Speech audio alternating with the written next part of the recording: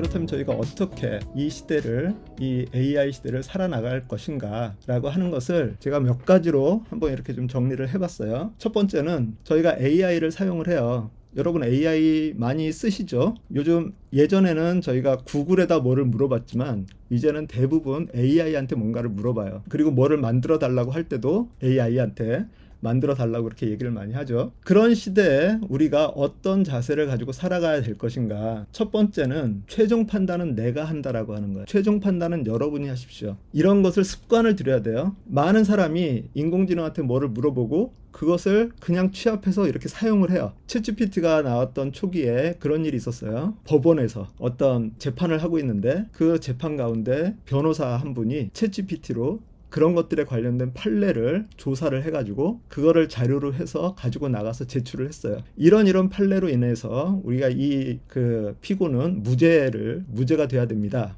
라고 이런 식으로 이제 막 얘기를 했는데 판사가 그거를 보더니 이런 자료가 정말 있습니까? 그렇게 이제 물어보는 거죠. 그랬을 때 이 사람이 예, 있습니다. 챗GPT가 줬고 제가 챗GPT한테 이거 자료 확실하냐 물어봤더니 확실하다고 그렇게 얘기를 했습니다. 라고 그렇게 이제 얘기를 했다라고 하는 거예요. 그런 일이 없었기 때문에, 그런 판례가 없었기 때문에 그런 해프닝이 벌어졌겠죠. 자, 마찬가지로 인공지능은 지금은 할루시네이션이라고 하는 것이 있어요. 할루시네이션의 특징은 뭐냐면 제가 생각했을 때 할루시네이션은 그 여러 가지 원인이 있지만 환각이라고 하는 것에 여러 가지 거짓말을 하는 AI가 거짓말을 하는 여러 이유가 있겠지만 제가 개인적으로 생각하는 그 중에 가장 첫 번째 이유는 그 저희 대학 시절에 시험을 보는데 이렇게 논술 시험을 보잖아요. 저희 같은 경우는 5문제 딱 내주고 시험지 5장 주고 한 장씩 채워라 뭐 이런 식으로 이렇게 시험을 많이 봤었는데 교수님이 예를 들어서 7가지 요거 나올 거야 그러면서 이제 알려줬는데 저희가 그걸 다 공부를 못 하잖아요. 그래서 가장 나올 만한 거 5개를 공부를 해서 갔어요. 그래가지고 시험을 딱 봤는데 어라? 내가 공부를 안 한 6번째 이 문제가 시험으로 나왔어요. 자, 그럼 여러분은 어떻게 합니까? 저는 어떻게 했었냐면 나머지 다 해놓고 마지막 그 문제에다가 교수님 죄송합니다. 제가 공부를 열심히 했지만 이 문제는 빼놓고 공부를 했네요. 대신 제가 이것을 공부했으니 이것에 대해서 쓰도록 하겠습니다. 하고 쭉 길게 써요. 성실하게. 그러고 제출을 하면 교수님이 자, 이거는 그 문제가 아니니까 X. 틀렸다고 이렇게 하나요? 성의를 봐서 뭐 몇 점이라도 줘요. 그런데 그런 것처럼 인공지능이 그렇게 학습이 돼 있는 거예요. 인공지능을 처음에 학습을 할 때 시험 문제를 줬는데 내가 모른다라고 이렇게 답을 주는 것보다는 엄한 말이라도 이렇게 정성껏 써가지고 주니까 이걸 훈련시켰던 그 채점자들이 그래도 열심히 했네 라고 하면서 점수를 줬다라고 하는 거예요. 그러니까 인공지능은 내가 몰라도 뭐라도 알려주는 게 사람들한테는 점수를 더 받을 수 있으니까 그게 더 나한테는 이득이다. 그게 더 좋은 거다라고 생각해서 그렇게 할루시네이션을 하는 거죠. 자, 그래서 여러분이 인공지능이 뭐를 만들어 주면 그것을 반드시 점검을 해야 돼요. 그 점검하는 방법 중에 가장 편한 방법이 있어요. 뭐냐면 챗GPT를 가지고서 어떤 문서를 만들잖아요. 그럼 그 문서를 가지고 제미나이나 클로드나 다른 데에 가서 이거를 붙여놓고 이 내용에 대해서 검증해줘. 그렇게 하면 더블 체크업을 하면 그러면 이건 자기가 만든 게 아니니까 냉철하게 파악을 하거든요. 그렇게 되면 어디에서 문제가 있습니다. 뭐 이런 것들 나오면 그거를 가지고서 직접 확인하는 거. 그러나 어쨌든 최종적으로 그 결과물에 대해서 판단하는 것은 우리의 몫입니다. 우리의 몫. 그것이 대단히 중요한 거예요. 자, 그리고 두 번째는 여러분 대학 졸업 후에 책을 몇 권이나 읽으셨나요? 대학 졸업 후에. 저는 이 북클럽을 대단히 존경을 해요. 제 아내도 거기에 이제 계속 참석을 하고 있고 거기에서 저는 생각도 못한 그런 책들을 막 읽어요. 지금 이 강좌가 어떤 강좌냐면 요 책을 읽고 얘기한 마지막 시간입니다. 쉽게 얘기해서 세계 미래 보고서 2035, 2055. 그래서 제가 특이점이라고 하는 것에 대해서 얘기를 잠깐 드린 이유가 바로 이 책 때문에 그랬어요. 저런 책을 읽는 사람은 제가 봤을 때는 어떤 사람들이냐면 어떤 회사의 기획부나 뭐 이런데 이런 좀 대단하신 분들이 저런 거를 많이 읽을 것 같은데 여기에서 이런 북클럽을 하고 있어요. 여러분들이 북클럽에 많이 조인을 하셔서 억지로라도 이렇게 좀 읽으시고 여러분의 성장을 도모하셨으면 좋겠습니다. 그런데 많은 사람들이 뭐를 새로 배워야 한다라고 하는 것에 대한 그런 부담들이 상당히 많이 있어요. 그러나 우리는 이제 더 이상 안 배워도 되는 그런 복을 받은 시대가 아니에요. 저희는 죽을 때까지 계속해서 뭔가를 새롭게 우리를 업그레이드를 시켜야 된다라고 생각이 들어요. 그렇기 때문에 배우는 것은 우리의 숙명이다, 그렇게 생각을 하시고 여러분들이 어떻게든지 배움에 게으르지 마셨으면 좋겠어요. 그래서 새로운 것들이 나오면 모르죠. 저도 모르는 거 되게 많아요. 그러나 이렇게 점 한번 찍어보는 거, 도대체 지금 나오는 저 말이 무슨 뜻이야? 인공지능한테 한번 물어보는 거, 조금 이따 잠깐 얘기를 하겠지만 지금은 하네스 엔지니어링의 시대예요. 자, 하네스 엔지니어링이라고 하는 것에 대해서 들어보신 분 손 한번 들어보실래요? 많이 못 들어보셨을 거예요. 왜냐하면 이것이 나온 지가 2026년 2월 달에 나왔어요. 그런데 지금 인공지능 이 개발자 또는 인공지능을 좀 제대로 쓰시는 분들, 저보다 더 높으신 분들이에요. 저는 아직 그 정도는 안 되니까. 그분들은 모든 얘기를 할 때 하네스 엔지니어링이라고 하는 그런 말을 계속 써요. 하네스 엔지니어링을 해야 된다. 하네스 해야 된다. 해야 된다.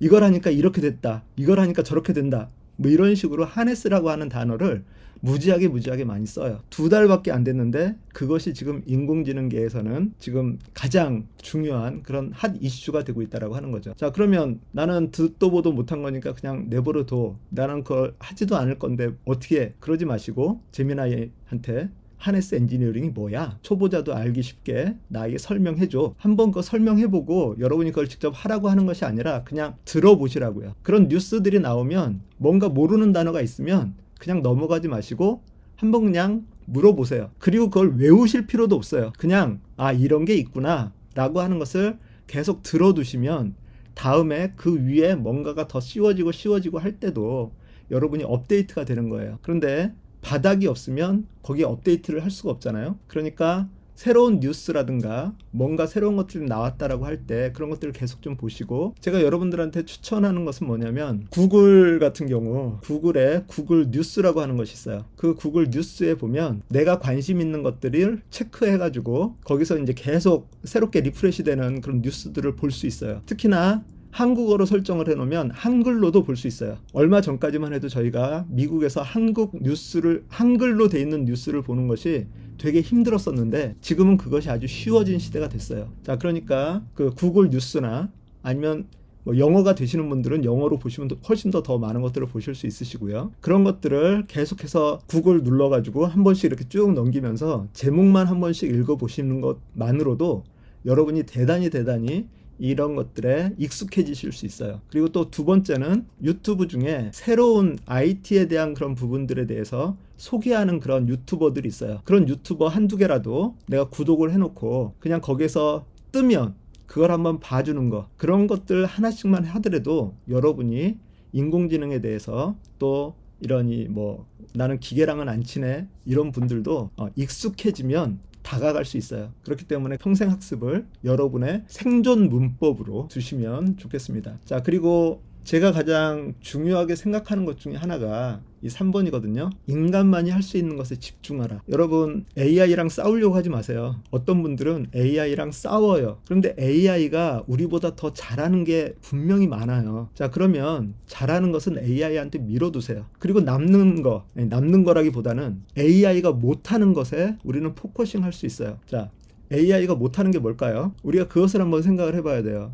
우리가 누군가랑 경쟁을 하려면 경쟁 상대가 못하는 것을 내가 하면 되고, 만약에 협력을 하려면 협력하는 사람에게 그가 잘하는 것을 맡기고 내가 잘하는 것을 내가 하면 돼요. 이게 협력이며 경쟁이죠. 자, 인간만이 할 수 있는 것들이 있어요. 시대가 바뀌고 뭔가 가치가 변한다고 해도 인간은 대단한 가치가 있는 존재예요. 인간이 어떤 면에서 가치 있는 존재일까? 그거를 여러분이 한번 잘 생각을 해보세요. 여기 들어와 계신 분들 중에 뭐 교회를 안 다니시는 분이 있을지는 모르겠어요. 자, 그런데 제가 참고로 저는 이제 목사입니다. 여러분들한테 꼭 한 가지 하고 싶은 말은 뭐냐면 나의 가치가 어디에 있느냐라고 하는 거예요. 어디서 나의 가치가 증명이 되느냐라고 하는 거예요. 세상에 많은 사람들은 나의 가치를 내가 버는 돈의 양을 가지고서 생각을 해요. 만약에 내가 돈을 못 버는 사람이다, 그럼 나는 가치가 떨어지는 사람이라고 얘기를 하는 거죠. 한국에서 나오는 그런 갑질이라고 하는 단어가 뭐 때문에 생겨요? 나는 연봉이 1억인데 너는 여기서 아르바이트 하면서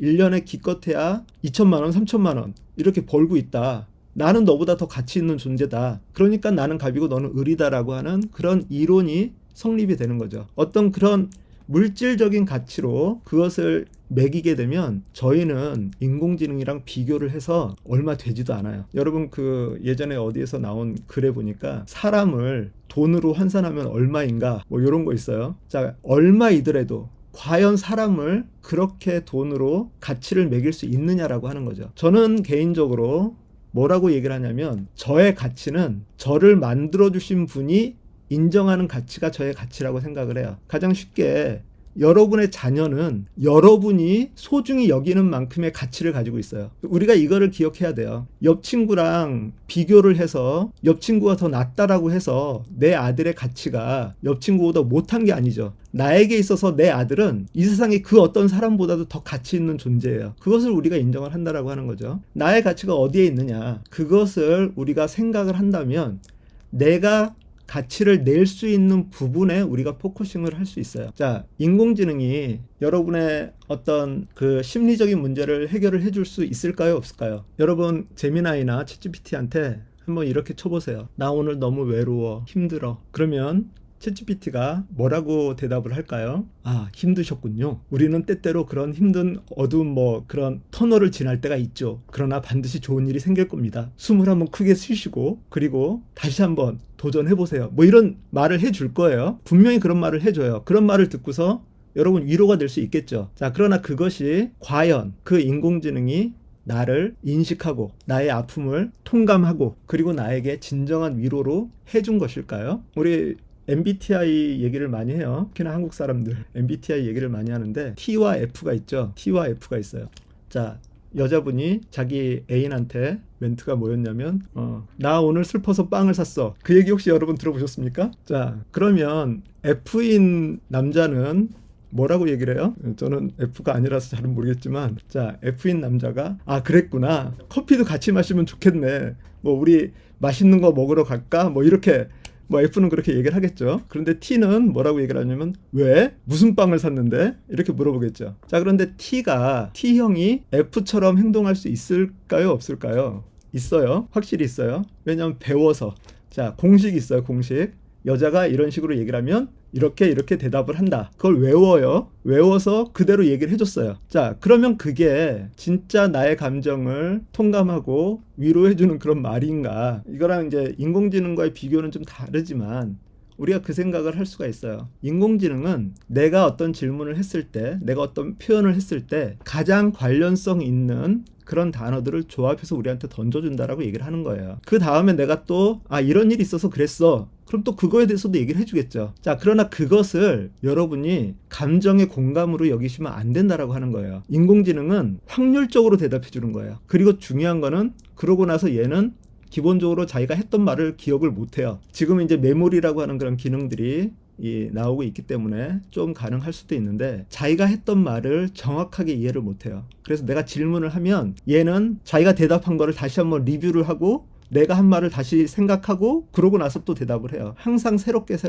자, 그 말은 뭐냐면 공감을 할 수 있는 것은 사람만이 할 수 있는 거라는 거예요. 사람만이 할 수 있는 거. 관계를 맺는 거 사람만이 할 수 있는 거라는 거예요. 내가 누군가에게 선한 마음을 품고 얘기해주고 권면해주고 도와주고 하는 것들은 사람만이 할 수 있어요. 그런 것이 우리의 성품이에요. 그 기계에는 인공지능에는 그런 성품이 없다라고 하는 거죠. 그렇기 때문에 수학이나 일 시키는 거 이런 것들은 인공지능한테 맡겨둬도 돼요. 그러나 감정을 나누는 것을 인공지능한테 맡기면 안 된다라고 하는 거죠. 그런 것은 우리가 해야 돼요. 우리가. 그래서 그런 것들이 그 다음에도 여기 5번에 보면 나오지만 역할을 재구성해야 돼요. 역할을. 팀 안에서 역할을 분담을 할 때 일 잘하는 사람, 어떤 행동성이 있는 사람한테는 행동을 맡기고 그 다음에 생각을 잘하는 사람한테는 생각을 맡기고 이런 것들을 우리가 할 수 있는 그런 기능을 가져야 됩니다. 그리고 여기 4번 아까 1번과 비슷하게 돼 있지만 AI가 답변을 냈을 때 그것을 검증하는 그런 문해력을 가지고 있어야 돼요. AI가 글로 또는 말로 이렇게 저희한테 답을 줘요. 그런데 그것의 진위 여부 이런 것을 우리가 파악할 수 있어야 돼요. 그런데 지금 현재 사람에게 있어서 가장 많이 줄어드는 그런 기능이 하나가 있어요. 그게 뭐냐면 글을 오래 읽는 거, 뭔가를 오래 보는 거. 갈수록 이 기능이 줄어들고 있어, 사람이. 그래서 예전에는 유튜브가 최소한 15분 정도 되는 컨텐츠들이 많았어요. 뭔가를 가르친다라고 하면 기본적으로 15분은 돼야 된다. 그런데 지금은 그 본 그거보다 숏폼이 훨씬 더 강해요. 숏폼은 1분도 다 안 보고 넘기는 사람들이 많죠. 그만큼 사람들이 뭔가를 길게 뭐를 보는 것이 점점 약해져 있어요. 그러니까 독서클럽에 꼭 가입을 하셔서 여러분이 책을 끝까지 읽는 그런 습관을 길러주시면 좋을 것 같습니다. 이 글이 무엇을 얘기하는가, 그것을 우리가 분석을 할 수 있어야 돼요. 이해를 할 수 있어야 되고, 왜 어떤 맥락에서 이런 글이 나왔는지를 우리가 파악을 할 수 있어야, 그래야 다음에 스텝을 우리가 밟아 나갈 수 있어요. 그러지 않으면 할루시네이션도 그렇지만 인공지능은 너무나 그럴듯하게 우리에게 뭔 얘기를 해요. 그러니까 우리가 그것에 넘어갈 수가 있다라고 하는 거죠. 자, 그리고 불안을 질문으로 바꾸는 탄력성. 여러분, 인공지능 하면 불안하시죠? 내 일자리도 없어질 것 같고, 뭐 이런 상황들이 힘들 것 같고, 불안한 것을 질문으로 바꾸어서 돌파구를 만드는 방법을 생각을 하는 그런 작업들이 필요해요. 우리가 흔히 틈새 시장이라고 하는 것이 있죠. 틈새 시장. 틈새 시장은 어떤 데서 나오냐면, 누군가의 불편이 있을 때 그것을 가지고서 파고드는 것이 틈새 시장이에요. 어떤 사람의 가려운 부분을 긁어줄 수 있는 거. 그래서 그것이 숫자가 많다. 그럼 내가 그것을 통해서 뭔가를 해낼 수 있다라고 하는 것이 이 틈새 시장인데, 그러한 것들이 바로 불안, 불편, 이런 것들을 질문으로 바꿔서, 불평만 하고 끝나는 게 아니라 질문으로 바꿔서 그것을 해결해 나가는 그런 거. 우리가 이게 대단히 중요해요. 그 인공지능이 아직까지 못하고 있는 것이 하나 있어요. 그게 뭐냐면 계획을 세우는 거예요. 계획을 세우는 건데, 인공지능 계획 잘 세우는데? 이렇게 생각하시는 분들이 있어요. 내가 여행 계획 짜달라고 그러면 얘네가 시간별로 쫙 잘 짜주던데? 그렇게 얘기를 하죠. 그런데 그거 말고 그 위에 있는 질문을 인공지능이 못해요. 목표를 설정하는 것을 못해요. 목표를 설정을 해주면 이것을 이루기 위한 하위 목표들을 설정하는 것은 인공지능이 엄청나게 잘해요. 그런데 그 상위의 목표, 이거 설정은 인공지능이 아직 못해요. 그러니까 인공지능은 뭔 일을 맡겨놓으면 잘하지만, 가만히 놔두면 인공지능이 어떤 목표를 정하고 그것을 해나가지는 못한다라고 하는 거예요. 물론 아직까지는. 자, 그 말은 뭐냐면 여러분이 목표를 정할 수 있어야 돼요. 목표를 정하는 것은 아직까지는 사람의 영역이에요. 아까 위에서도 얘기를 했지만 사람만이 할 수 있는 거, 목표, 그 목표를 정하는 것은 우리만이 할 수 있으니까 그 목표를 정하는 것을 여러분들이 연습을 해 나가셔야 돼요. 자, 목표를 정하는 것이 뭘까요? 우리는 어떻게 살아야 되는가? 형이상학적인 그런 질문들이에요. 무엇이 선이냐? 무엇이 가장 중요한 것이냐? 이러한 것들을 인공지능은 아직 목표를 설정을 하지 못해요. 자, 반면에 그럼 여기에서 우리가 이런 질문을 할 수 있어요. 터미네이터나 뭐 미래를 디스토피아로 그리는 그런 영화들이 있어요. 그 영화들에서 보면 로봇이 인간을 살해하고 막 하는 이런 장면들이 나와요. 로봇이 과연 그걸 할 수 있을 것이냐? 로봇이 왜 그런 행동을 할 수 있느냐? 하게 되느냐라고 하는 것을 저희가 잘 생각을 해봐야 돼요. 예를 들어서 이 인간들 사이에 전쟁이라고 하는 걸 하죠. 지금 러시아랑 우크라이나, 뭐 이란이랑 미국, 이스라엘, 그리고 파키스탄, 뭐 인도 이런 데서 지금 계속 전쟁을 하는데, 그 전쟁을 하는 가장 근본적인 이유는 뭘까요? 뭔가 좀 더 가지려고 하는 욕심, 이런 것들이 좀 더 많겠죠. 사람에게 이런 욕심이 이런 전쟁이나 다른 사람을 억압하는 것들로 이어질 수 있어요. 자, 그럼 과연 로봇이, 인공지능이 욕심이라고 하는 그런 감정을 가질 수 있을 것이냐를 저희가 한번 고민을 해봐야 돼요. 전쟁을 하는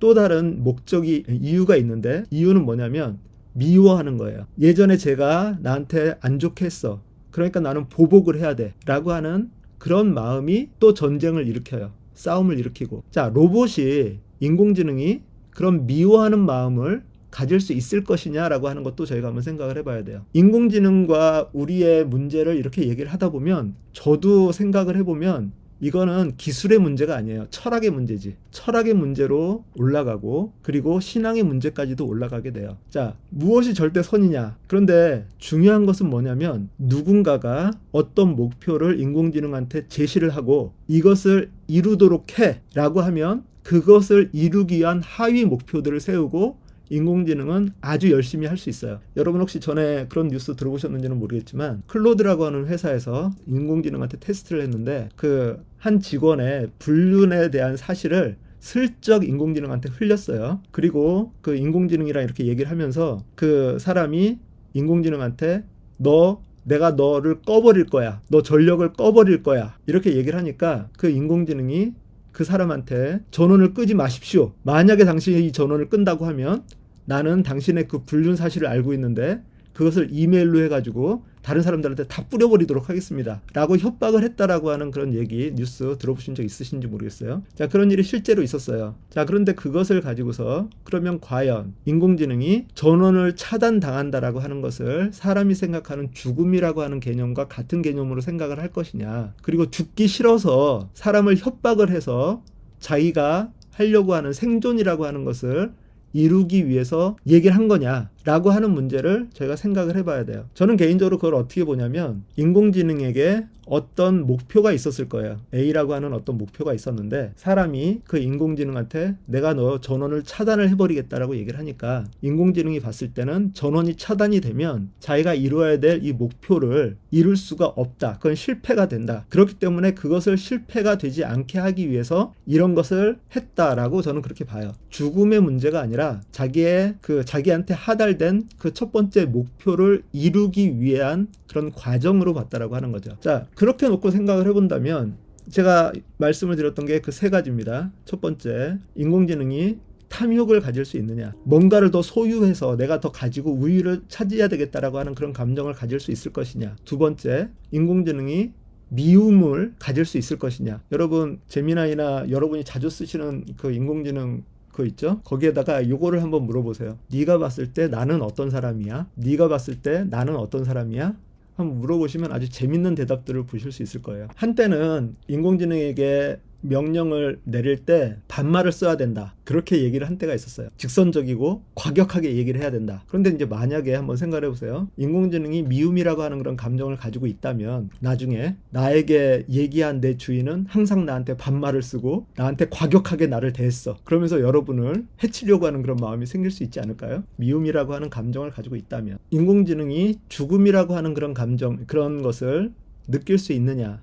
요 세 가지는 상당히 중요한 관점이에요. 제가 봤을 때 아직은 아니라고 봐요. 아직은. 그러면 그런 논지에서 놓고 본다면 인공지능이 과연 나중에 터미네이터처럼 사람의 씨를 다 말려야 된다라고 하는 그런 생각을 할 이유가 있겠느냐라고 하는 거예요. 사람보다 뭔가를 더 가지기 위해서 탐욕스럽게 그렇게 할 것인가? 사람을 미워해서 복수를 할 것인가? 아니면 자기의 생존에 위협이 되니까 사람을 없애야 된다라고 할 것인가? 제가 봤을 때 그거는 아니라고 봐요. 자, 그런데 대신 이거는 가능해요. 누군가가 인공지능에게 목표를 지정을 해주는데 이 지구의 환경을 개선시킬 수 있는 방법을 모색하고 실행해 라고 이런 목표를 줬다라고 한번 생각을 해보죠. 만약에 제가 인공지능이라고 한다면 인공지능의 입장에서 여러 역사를 확인해보고 생태계 이런 상황들을 확인을 해본 다음에 결론을 뭐라고 내릴 거냐면 이 지구가 다시 환경이 회복이 되려면 사람이 없어져야 됩니다 라고 결론을 내릴 것 같아요. 이거는 상당히 중요한 얘기예요. 인공지능이 스스로 목표를 설정하지 못한다. 그러나 누군가가 목표로 지정을 해준 것이 있다면 그것을 이루기 위한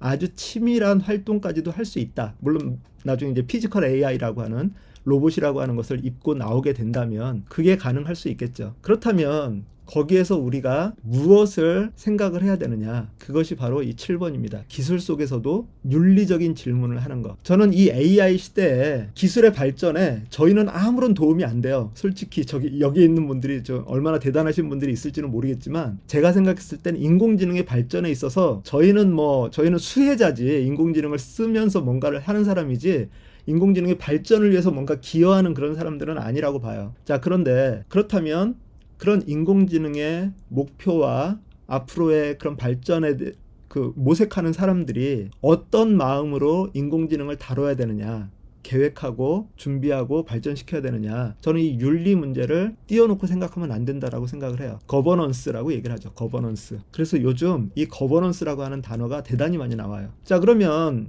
한편으로 이 거버넌스의 문제는 그런 이 정책 위반자들 또는 그 최첨단 그 개발자들의 만의 문제인가? 저는 또 그건 아니라고 봐요. 과거에는 저희가 뭔가를 만들려면 구글링을 하고 카피 앤 페이스트를 최소한 해가지고 편집을 하고 어떤 작업을 해야만 했어요. 그런데 지금은 프롬프트만 만들면 모든 거를 다 만들어줘요. 글도 만들어주죠. 노래도 만들어주죠. 그리고 그림도 만들어주죠. 동영상도 만들어줘요. 그거를 요즘 같은 SNS 시대에 아무렇게나 다 뿌릴 수 있어요. 중요한 것은 뭐냐면 우리가 가져야 될 거버넌스, 그거는 뭐냐면 내가 만들어서 배포하는 것에 대한 책임감을 우리는 가져야 된다라고 하는 거예요. 자, 지금 연예인들 뭐 벗은 사진 이런 것들 만들어 달라 그러면 다 만들어 줘요. 또 트럼프랑 뭐 누구랑 이렇게 어깨 동무하고서 이렇게 쑥닥쑥닥 하고 있는 사진 만들어 달라 그러면 만들어 줘요. 거짓 뉴스를 만들기에 지금만큼 좋은 때가 없어요. 그거를 SNS로 뿌릴 수 있겠죠. 그런 것들에 대한 거버넌스, 우리 스스로 지켜야 될 윤리적인 면을 우리가 가져야 된다라고 하는 거예요. 그런데 중요한 거는 뭐냐면 그 윤리적인 면이 나의 인간성과도 연관이 되는 거죠. 나의 나됨, 나의 진정한 인간됨이 그런 윤리와 맞닿아 있다라고 하는 거예요. 저는 특이점에 대해서 생각을 하면서 가장 대표적으로 전력 부분을 많이 생각을 하는데, 전력을 줄이는 방법 중에 하나는 지금 막 흩어져서 연구하고 있는 그런 이 각 회사들이 좀 투자를 같이 해서 같이 발전시키면 훨씬 더 빨리 될 것 같아요. 뭐 지금 클로드, 챗GPT, 제미나이, 그록 이 네 군데만 합쳐도 투자되는 양이 얼마나 엄청나게 많은데 그거를 합치면 훨씬 더 대단한 것들을 해나갈 수가 있겠죠. 그런데 중국도 그렇게 하고 있을 거라는 거죠. 근데 중요한 거는 뭐냐면 민주주의가 추구하는 윤리와 공산주의가 추구하는 윤리가 달라요. 예를 들어서 사람을 해부해서 뭐 사람 장기를 가지고서 뭐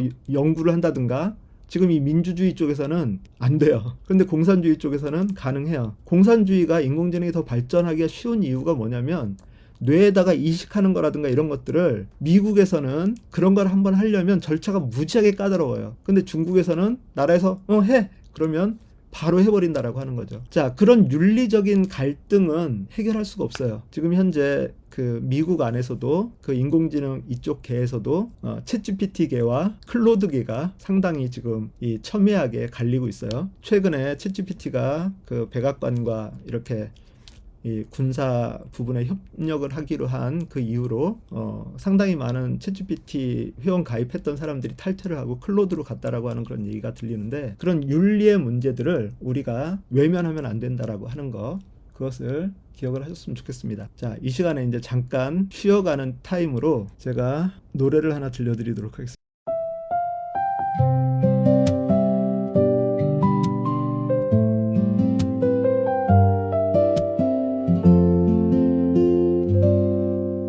세상이 너무 빠르게 변해가 내 자리가 사라질 것 같아. 기계가 내 일을 다 가져가. 나는 무엇으로 남을 수 있나. 하지만 기억해 있지만 너는 하나님의 가치야. 어떤 기술로도 코드로도 담을 수 없는 존재. 받은 사랑 그 자체로 너는 이미 완전한 하나님의 작품. 소명을 품은 그 마음 안에 대체될 수 없는 네가 있어. 너의 가치는 하나님의 사랑. 기술은 네 손 안에 사용. 사랑 안에서 보면 모든 게 분명해져.